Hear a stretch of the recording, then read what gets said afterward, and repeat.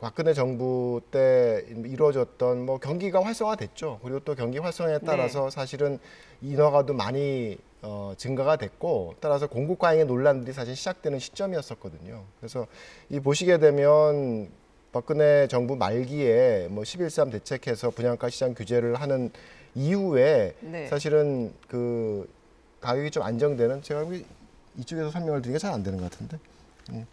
네, 지금 표를 보시면은 이게 이제 참여정부 때부터고 여기부터 이명박 정부가 되겠죠. 네, 이명박 정부, 그다음에 저 끝에 갈수록 이제 박근혜 정부, 그리고 이제 현재 나오는데 그렇죠. 지금 표를 마련해 주신 걸 보면 이명박 정부 시절 종부세를 완화하고, 그거는 제가 나중에 말씀을 드릴 거고요.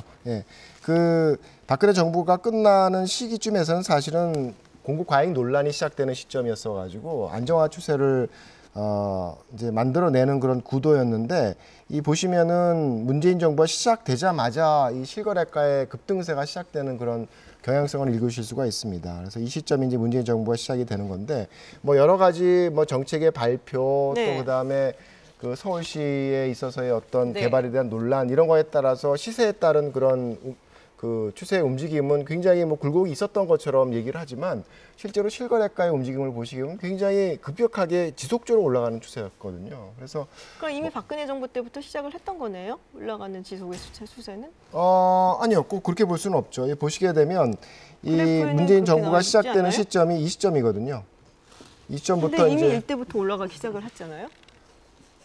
그 상승세는 어쨌든 그 박근혜 정부가 시작하는 시점 이전에는 한 20% 가까운 하락세를 보였고, 이제 그 시점에 사실은 박근혜 정부뿐만 아니라 이제 야당, 그 시점에서의 야당도 어떻게 보면 그 하우스 포에 대한 문제를 푸는 대안으로서 모든 게 정책적인 기조를 갔으니까 어떤 정부가 사실은 그 시점에서 정권을 잡았던 시장에 대한 어떤 완화에 대한 부분들은 고민을 했을 거라고 생각을 합니다. 알겠습니다. 근데 좀 이해가 안 되는 부분들이 있고, 그리고 특히 이 부분은 종부세가 완화되고 이명박 정부에서 갑자기 실거래가가 내려갔다는 표시가, 그건 사실 리만 브라더스 세계 금융위기 때문에 내려간 거겠죠?